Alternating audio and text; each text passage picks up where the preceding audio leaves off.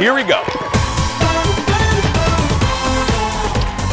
Spoiler alert, audience.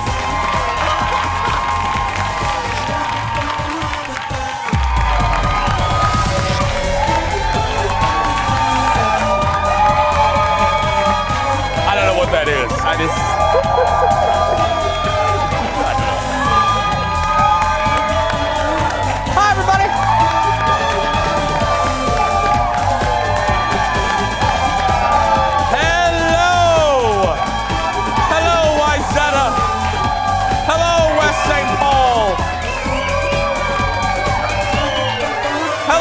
South Minneapolis. Hello, North Minneapolis. Hello, Plymouth. Hello, Coon Rapids. La Crosse, Rochester, Duluth. Good morning. Good afternoon. Welcome to the show. Thank you, everybody. Have a seat. Thank you. I'm looking at the tie here. I feel like a little preppy. Like I'm running for. I feel like I'm going to like a prep school or something. Anyway, ladies and gentlemen, please say hello to my good friend, Miss Kendall. Everything. Yeah. How you doing? Good morning. I like the tie. You do? Okay. I feel like an '80s villain in a teen movie. You know what I mean? Oh. Well, I feel like I wish. You know what? How every villain in an '80s teen movie. They were preppy and they had like a sweater wrapped around their shoulder. You know what I mean? Yeah. Anyway. No, I don't think you look like that. I think that you look fabulous. Well, I like that too. You look, it's like 40s-ish. You look like a really beautiful woman in the 40s. With a little like capri pants and I don't know. Yeah, thank you. I was going for I could be an attorney or I could be on your TV look today. Oh, it is. You do look like you're getting ready to inform me that I'm being sued. Yes. You know what I mean? Because you look, Because you look right on. She looks very.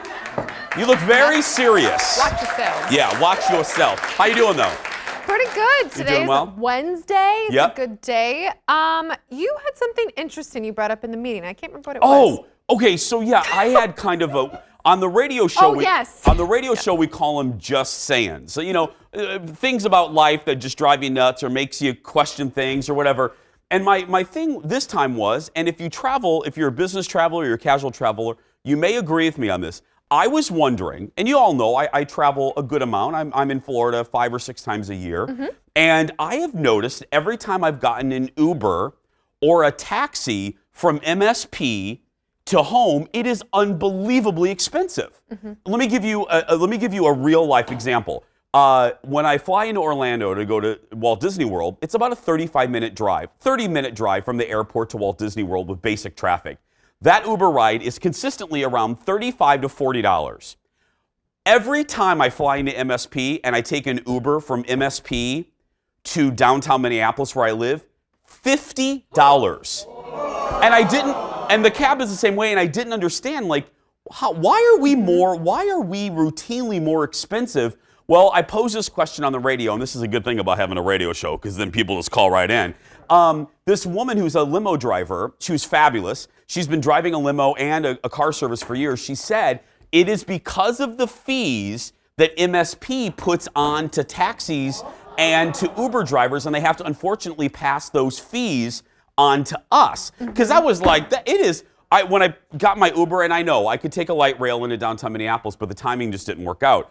But when I looked at an Uber, and I'm also talking tourists, when you're flying to Minneapolis and you're like, it's $50 to go downtown, that's a 15-minute, 20-minute drive. Mm-hmm. But now it makes sense to me. So Mac, can you lay off the fees just a little bit? I mean, just a little bit. You know, I was thinking about this since you said that. Yeah. I feel like it must have to do with the amount of space they have, because our airport is really small when it comes to shuttling space to get people in and out, I feel like. Well, my buddy Stephanie Hansen played devil's advocate, which I'm sure some of you are thinking right now. She says, look, we have to pay for things. We have a beautiful airport. We have the most beautiful airport bathrooms in the world. I mean, it's true. It's true. We have to pay for those things. So there is the devil's advocate. If we want a nice airport, we have to pay these fees, and the fees have to come from somewhere. I'm just telling you, I was like, $50? I could hire a reindeer to have them take me back to, you know. Well, for that $50, you get to bring your bag into the stall with you. Yeah. So that's pretty big. It's pretty big. We do have, but let me end on the positive. We have a gorgeous airport. We really do. We have, flying around. MSP is Beautiful. And it's only getting better. Right. More restaurant options. And by the way, I want to give him a plug because he's a good friend of our show. He's been on John Sigamora from Pinku, Japanese food. Yes. His place opened at MSP. So go visit John if you want a nice, fabulous. The new food court opened there. So anyway, let's get started, everybody. It's time for the hot dish. Here we go.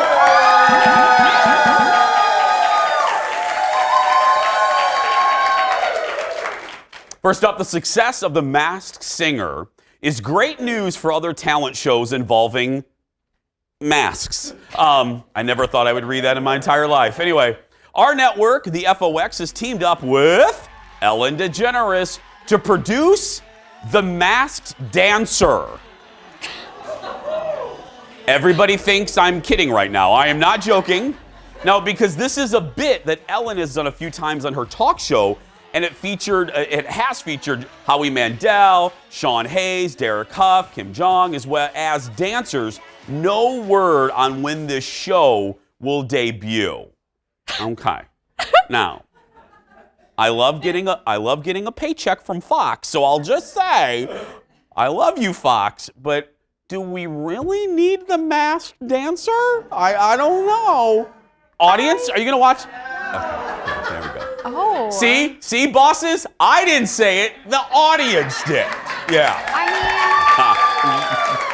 mean, okay, devil's advocate. We thought that about The Masked Singer, but people love it, and we love it. Oh. So, I don't know. Au contraire, mademoiselle. I was excited for the I did. When Nick Cannon was here on the show and he said, we're doing this show called The Masked Singer, and he gave the concept, I thought, it's fresh, it's original, no one's ever done anything like that, it's going to be a hit. This, I don't know.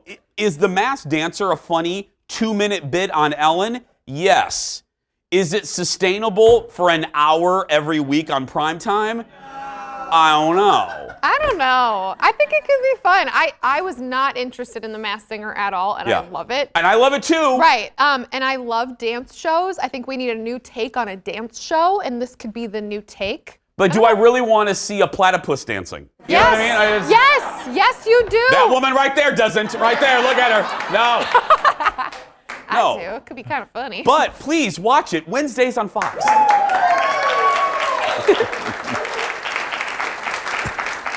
I got to say that in my contract to, not get in trouble. Next in the dish, it was night one of Jeopardy's greatest of all time tournament, pitting. This is a great idea, huh? See, now they're excited. Pitting that woman right there. She's excited right there. Yes.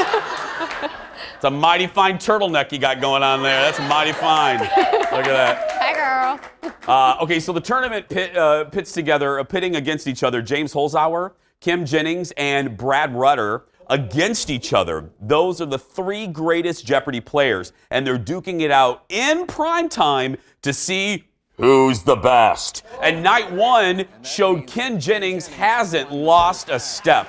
Ken won night one. The first player to win 3 nights, y'all, will be declared the winner and the greatest of all time. Yeah. Now, let me check with the Jason Show research team. Ken won by only like $200, right? So not a huge win, but a win is a win is a win, So James won 33 times, winning $2.7 million. Ken won 75 games and won $2.5 million, and Brad has won 21 games and hasn't released his financial documents. But I think he's won over $4 million, but he's like on game shows, so I don't know if that's just Jeopardy. You know what I mean? They've been a little vague about that. I've said it before, Jeopardy scares the pants off me. Why? Okay, the only trivia category I would know would be Star Wars, Dallas, and 80s TV. You know what I mean? Well, sometimes it could come up. I don't know. Across the whole board, I mean, geography would scare me. You know what I mean? Like, name the state, I'd be like, I don't know, Louisiana. I don't know what I mean? Illinois? Because I didn't like my geography. I always mention geography because my geography teacher scared me to death. Really? Yeah, and I ended up not doing well. I wish I could go back with a different teacher. Yeah. I really liked my geography teacher. Did you? I liked almost all my teachers because I was kind of a brown noser. Yeah.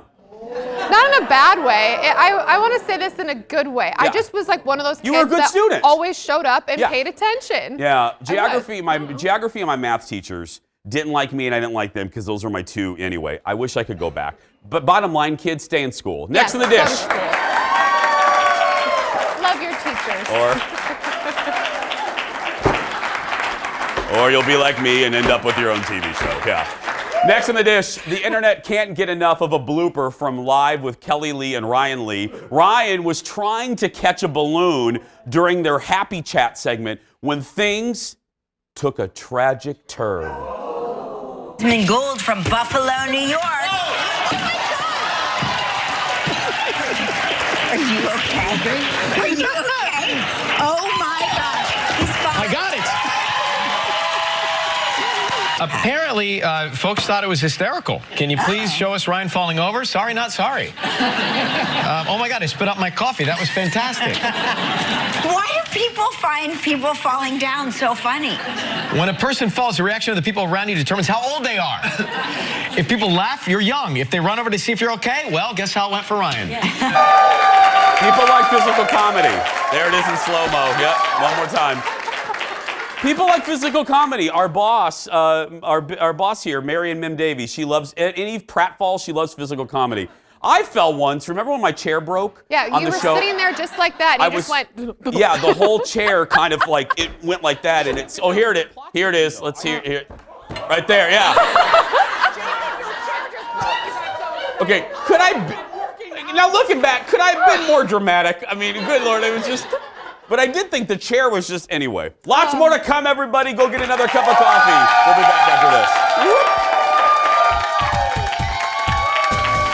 Coming up, I'm serving up another heap and helping a hot dish. This is why we can't have nice things. J-Lo's hit movie Hustlers is already the focus of a lawsuit.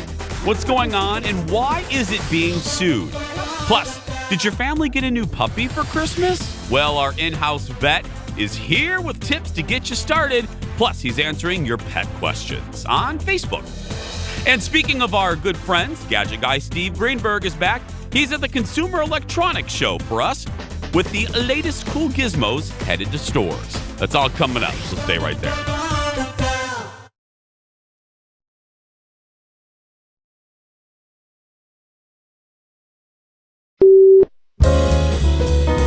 They just see hands. So my daughter is 5 years old. She's playing with my iPad, and these criminals who make these apps for kids, it's not enough you pay for the app.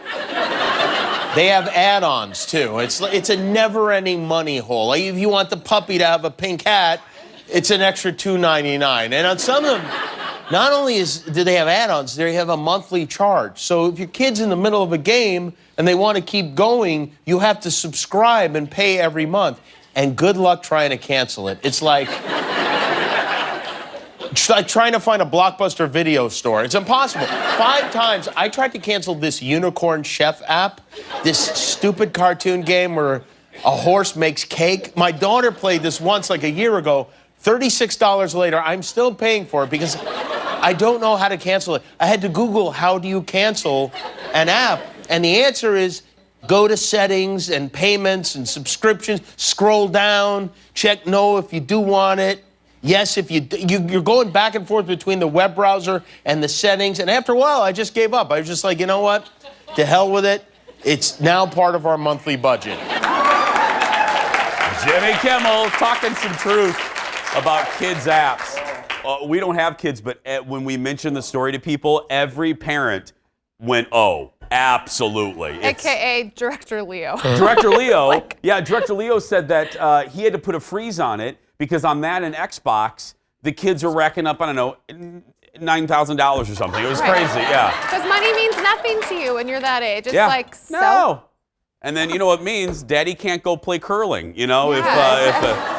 Curling is important. We bring that up, audience, because Director Leo, he basically sleeps during our meetings, and it just takes a little nap. But if you want to wake him up, you just say curling, and he wakes right back up. Yeah, because he's a professional curler now. Yeah.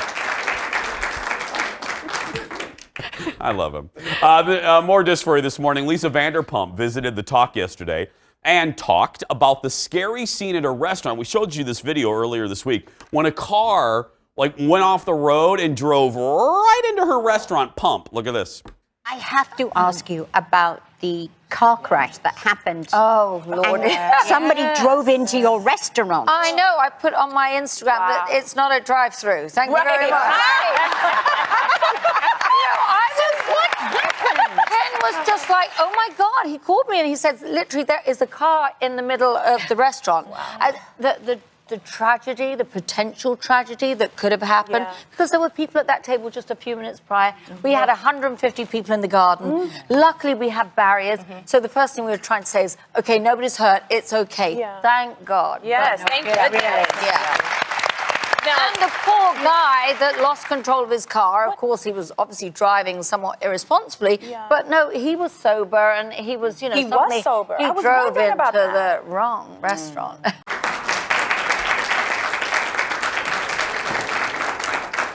I love Sharon Osbourne. I don't want to get on her bad side, but I have to ask you about this question that I'm mandated to ask you about right here. Yeah. No, Lisa Vanderpump.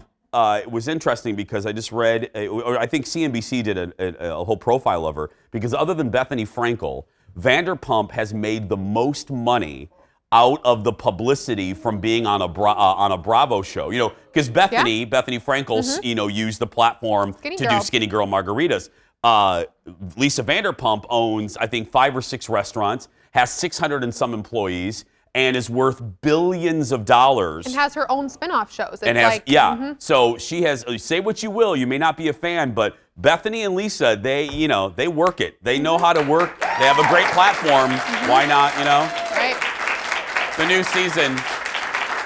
I like the one, Lisa's restaurant Pump is nice, and the new one, Tom Tom is nice. If you ever go to Hollywood, those are the 2 to visit. The first one, not so much. It's a little dirty. Anyway, the new season, it's a little run down. The original one, a little run down. I'm like, can you afford some Windex? Can you have someone run into that one? Yeah, you're Lisa Vanderpump. Get some vinegar and water. Clean that. The new season of Vanderpump Rules. Yeah, I will never be invited back to that place. She doesn't care about me. The new season of Vanderpump Rules started last night on Bravo. Next in the dish, Jennifer Lopez is getting a lot of buzz for her performance in the film Hustlers. And now that movie is getting even more press for all the wrong reasons. Look. I was a centerfold once. No way. 93.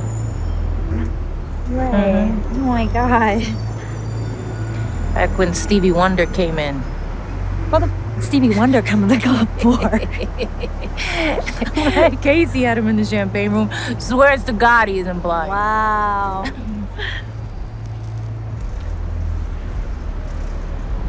How come you're so good? I see you with every single kind of guy, and I don't know, it's like you have them all figured out. I guess I'm just a people person. She's a people person. See J-Lo there?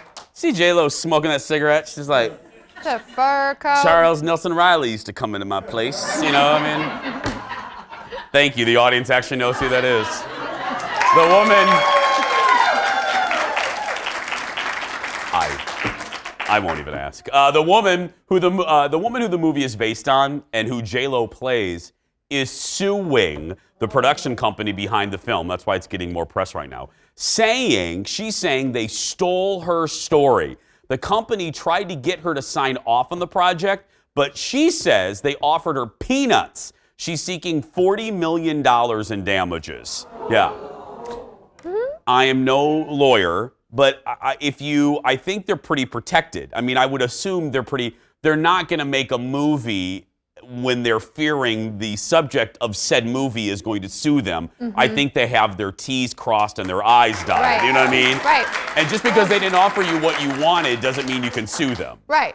And what the movie company is, their only statement has basically been like, we really just based this off of public knowledge anyway, so sorry. And but that girl, like, hustler's gonna hustle. Yeah. You know, she's like trying to get that money still. Well, yeah, I get it. I can see your point of view. If there's a movie about yourself and it's your story and they offered you like, $27.50 and a box of Milk Duds. I mean, I can imagine being mad, but I don't know. Like I'm lifetime hungry. supply, I want some Milk please? Duds. I don't know. Yeah. I can tell you though, one of life's most unfair things is when you get a box of Milk Duds and you go and you're waiting and you want it and you get to your seat and the Milk Duds are as hard as a rock.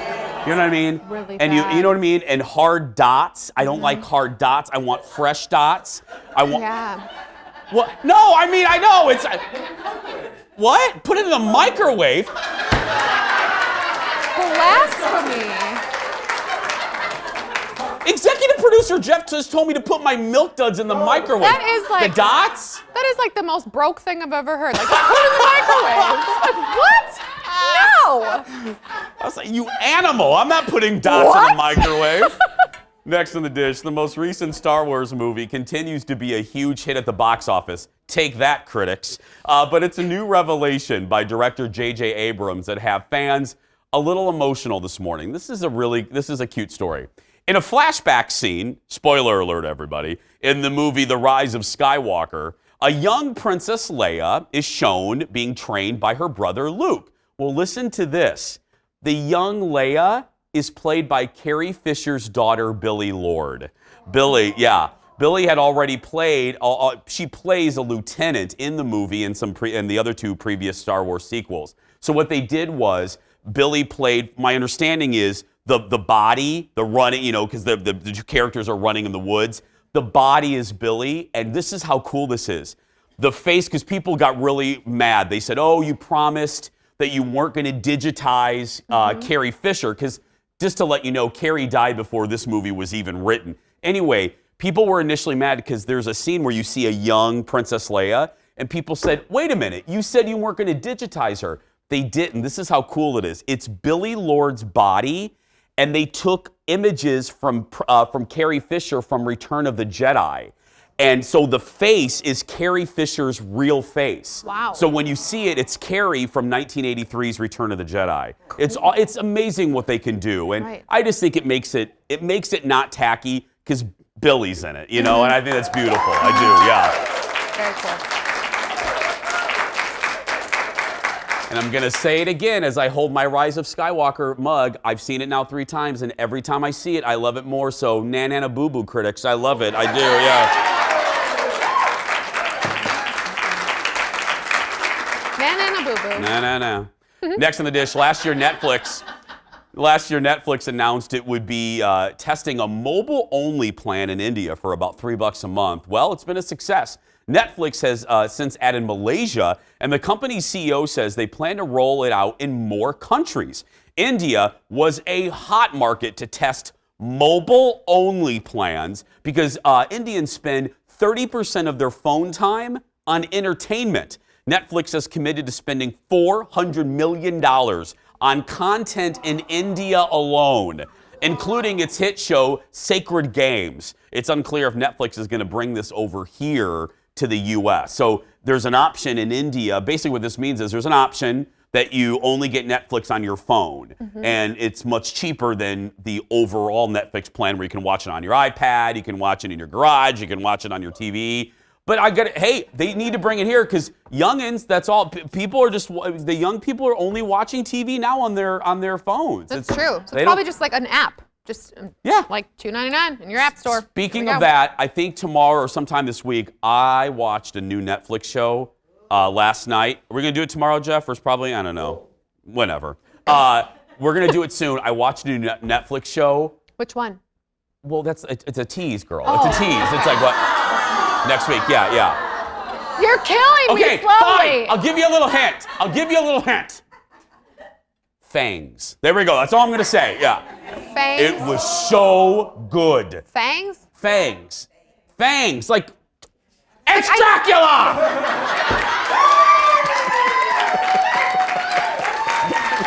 See what I did there? I give up. It's Dracula there. Now we're not going to do the segments. Yeah. Gotta say it. No, I'll tell you why it's so good next week. Still ahead today, though, we're talking about how to get your puppy to start behaving in the new year. Dr. Eric Ruland will join us next. And then, the gadget guy, Steve Greenberg, is back. He's at the Consumer Electronics Show and is going to give us a recap of some of the hottest new gadgets at this year's event. We'll be right back, everybody. Stay with us. It's Dracula.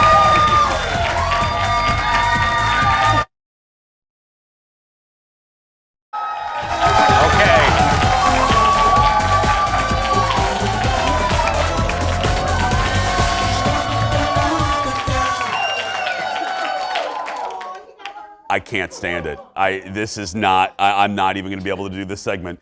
If you got really lucky over the holidays, maybe your loved ones got you a puppy, but now what do you do to teach that little puppy to behave? Give it up for one of our good friends and a new friend, Dr. Eric Ruland from the St. Paul Pet Hospital. And Butter, everybody. Give it up for Butter. Okay. Really? Yeah, she's really. You had to do this. I mean, this is how she has been. Santa apparently knows what he's doing because we got a perfect puppy, and she has been just an absolute wonder for our rescue dog that we got from Alabama. Yeah. 2 years ago, she was the most skittish dog, and she has been so awesome for her. She's confident and gregarious, and she just, Audience, how perfect of a, look at that face. She looks like we're doing a Target ad or something. Oh, look at her. Oh, my goodness. It's like, oh, it's my tail. It's okay, Butter. I do that too sometimes. That's fine, yeah. Chasing my tail. Okay. We'll occasionally talk to you during this segment. And yes, I know I'm not the star. You're not the star of this, yeah. Okay, all kidding aside, we're using Butter as a good example because a lot of people did get a new puppy over the holidays. Yeah. So let's talk about let's start with common puppy mistakes. I would frame up, Jason, so there's a handful, but I kind of distilled down a couple of the most common ones that I see when my puppies come in. A lot of it revolves around structure and setting up a puppy for understanding. Lack thereof. Exactly. Usually it's lack, and it's usually not either reprimanding or knowing how to correct a puppy in a moment. And that really, there's a lot of different ways that all boils down. But I usually start puppies when I get them in. There's a couple things that I start doing with her. We started doing from day one. Okay.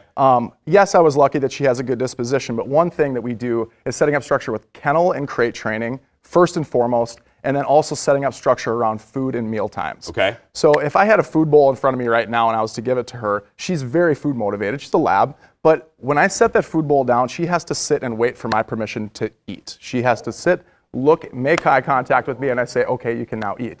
That sets up the structure for, I am her alpha. I am the one that is above her in this relationship. She has to ask me for permission to do that. And that just starts for the communication with a puppy. Puppies can't reason at a high level, so they use the social cues of when they can eat in the order of their pecking order of a pack. They use that to know who is above and below them.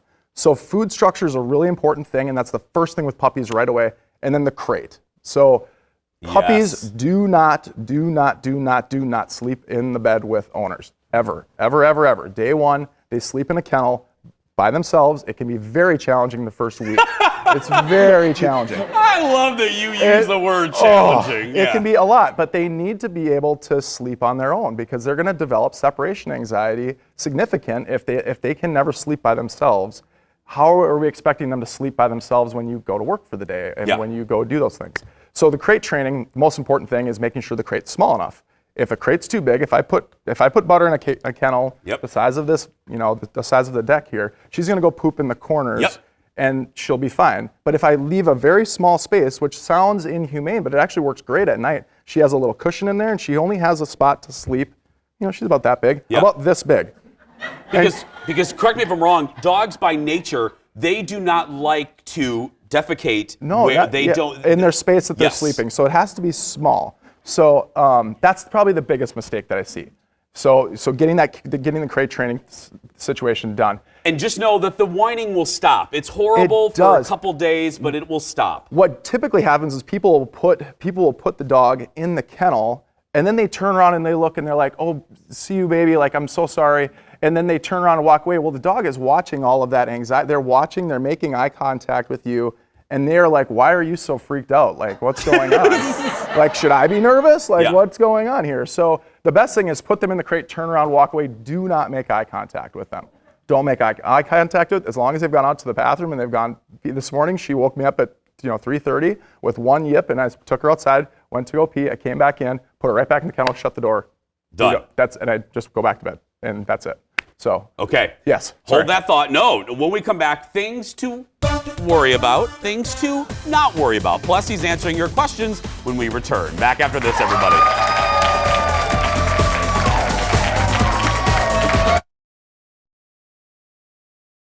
Oh, totally. Welcome back, everybody.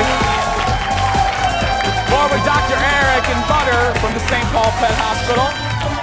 We're going to answer your questions in just a little bit, but I said right before the break, okay, let's bottom line it for folks. If you got a new puppy, a thing to worry about, sensibly worry about. Sensibly worrying about socialization and keeping everything as positive as you possibly can. But the one big thing to worry about is people isolate puppies at home and they don't have socialization with a lot of other dogs, and that's one big thing. And the two other big ones: food, structure, and then kennel and crate training. Those are the top three. Those are the big ones. Things to not worry about so much. I think every single parent comes in to the clinic and they ask me two questions: what should I feed my dog, and am I feeding my puppy enough?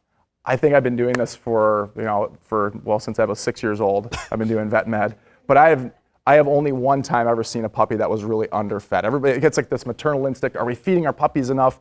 Just feed them what's on the bag, and that's great. And then stick with foods that are AAFCO approved. The big manufacturers: Iams, Purina, Eukanuba, Science Diet, Hills, all the big manufacturers, Nutrisource, they're AAFCO approved, and a puppy formula. And they're fine. So They're don't fine. stress so much about Yes. that. Okay, let's get to your questions.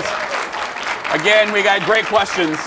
Let's start with Janet. Hey, Janet. She says, I have a 10-year-old beagle who needs daily walks. Suggestions on how to walk him when it's too cold. I tried a treadmill with me. No go. Yeah. Yeah, Janet.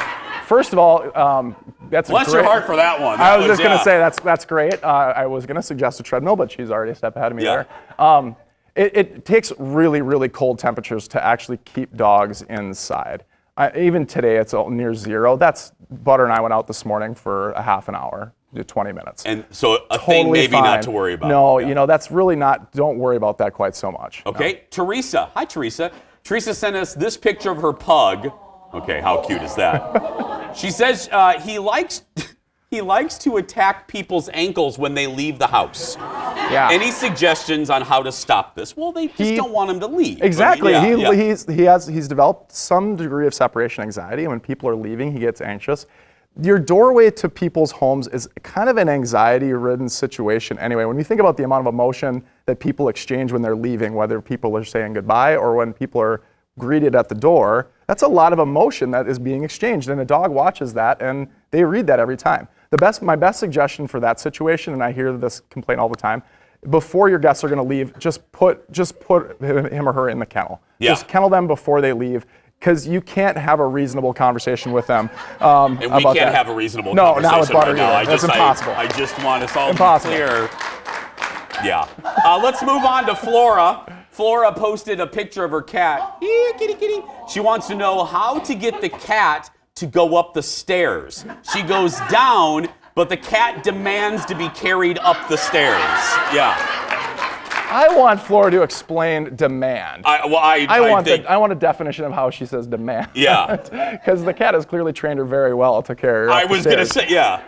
My first thing is there a medical reason, or is there a congenital problem, or is there an orthopedic issue that's inhibiting the cat from extending its hips and getting up? Which is probably not likely. The first thing is you can't expect an animal to make a huge leap. If I'm trying to get them up the stairs, I can't expect that animal to go the whole way in one go. So this might be a training of putting a food dish on the stairs every day for a course of 10 to 15 days.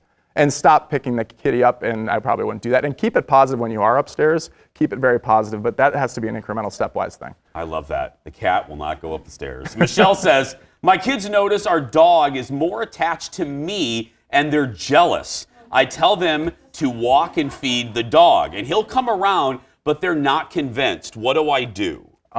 Let your children start feeding the dog and doing the interaction, because it sounds like she's doing all the work at home, and the kids are just expecting and demanding respect and love and admiration. They're not going to do that. The dog is going to go to the person in the house that mainly feeds them and gives them affection and entertainment. Dogs aren't dumb. Yeah. They have their favorites for a reason. Let's go to Sheila. Sheila, oh, I know Sheila. This is our big boss, everybody. This is Sheila asks, my lab is protective of our 10-year-old Springer with cancer. She's become very aggressive and mean around dogs that come near him. What do I do? Well, first of all, Sheila, I'm really sorry about having that diagnosis for your other puppy, but that's awful. I think the one thing, that dog is obviously protective and understands what's going on. I think that dog, unfortunately, the cancer is a terminal disease, and that dog, the dog that's going to survive is going to have to learn how to cope. So I think taking that dog out of the situation when there's without the dog and taking it to a neutral environment where there's other dogs that they can start to relate to and start to bond with and start to have social interaction without that dog there. That dog will have to learn how to cope on their own, and it's just going to be part of the process. And that's probably my best suggestion, because I cannot tell that dog to not be emotional when another dog is coming in and you're the dog does sense it, right? Yeah, they sense it and they know, and then when a dog is in their territory, I can't expect that dog to not have an emotional response. Yeah. I can avoid the situation. Butter is done. Butter is ready to leave.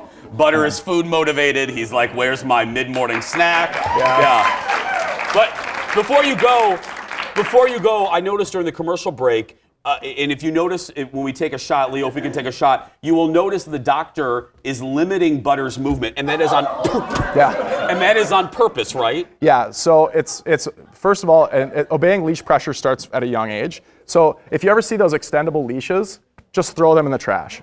Don't ever have an extendable leash. Leashes should be at a fixed length. Yeah. And when I put the leash on her at 12 weeks of age, she knows that leash only goes so far, and when she gets to the end of it, she stops. That's it. So for her, when I'm interacting, if I'm at the counter at say the spice shop down the street from where I go in, I put her leash down on the ground, and then I step on it like this so that she can't jump. One, she can't jump up on the counter, and she knows she's right there and she's healed and she's about to sit there. But she knows that she's at a fixed length. Yeah. And that's okay. That gives her, again, that's teaching her the structure. Those extendable leashes don't teach a dog the structure. They just go wherever. They need structure. Give it up for the doctor, everybody. Dr. Eric Rose. For more information, head to stpaulpaint.com. Still ahead, we head to the Consumer Electronics Show where the gadget guy, Steve Greenberg, has been hanging out, and he filed a report for us. We'll be right back, everybody. Stay with us. Go get it, Butter. Come on, Butter. Come on, Butter.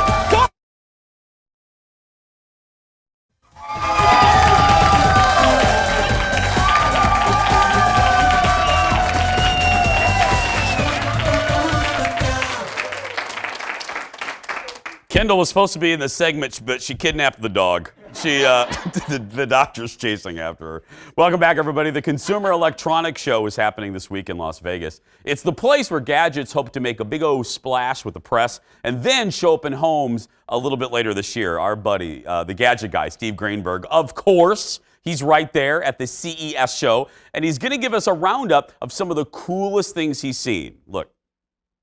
CES 2020 is huge. 15 miles of aisles, everything from flat screens that aren't flat to this amazing Mercedes of the future. So much of what you see at CES will one day change our lives. You see these trains going round and round?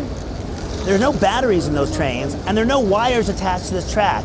They're running on infrared power that's coming out of that device in the ceiling. It puts out an IR signal, same as your remote control, but there's power in there, and that's what's running these trains.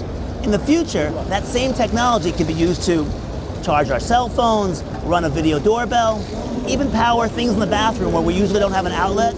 You can make a sink an electric sink. All possible through Y-Charge. Now here's what could be a smart product. It's called Bumper.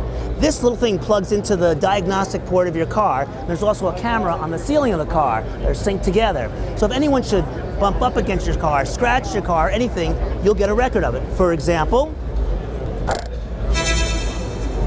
there you go. Now you can see who caused the damage and you can go after them. I think this product could be a big hit. So much of this year's CES is about security and privacy. A great example of that is this product right here. It's called Yubico's YubiKey. It's a physical key that you plug into your smartphone, tablet, or laptop, and it lets you securely access your online accounts, such as Gmail, Facebook, Dropbox, and Twitter. A great way to secure your digital world. Now, CES 2020 attracts attendees from all over the planet. And one gadget they might want to consider, especially ones not from the US, is right here. This is called Pocket Talk. And what it does, it can translate 74 different languages. So for example, where is the bathroom? This could be very useful. Now, one product making a big splash at CES 2020 is right here in the Charmin booth. Let me show you. It's called a Rollbot. And what it is when you need an extra roll of toilet paper, the Rollbot comes to the rescue. Now, right now, this is just a concept product, but it's doing very well, and everyone is flushed with excitement, so this could end up being a real thing. Who knows? Here in Vegas at CES 2020, I'm Steve Greenberg.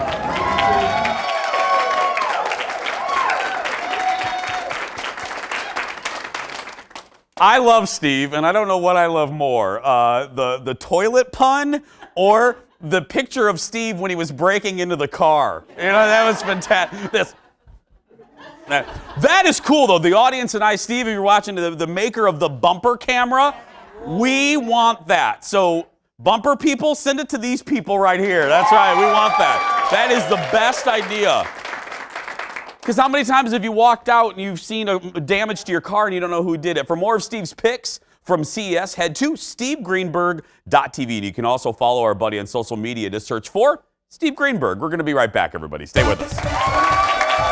I love it.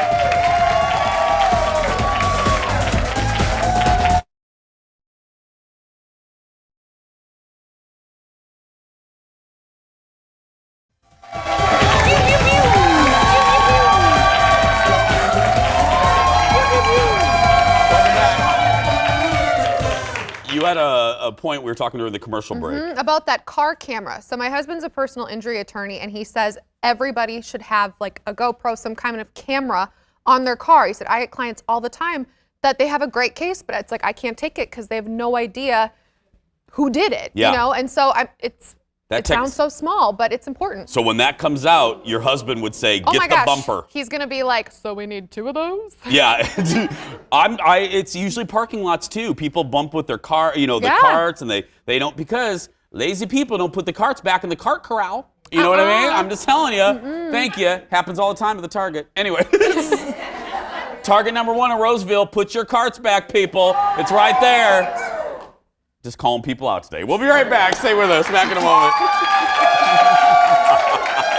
Put your carts back in the cart corral.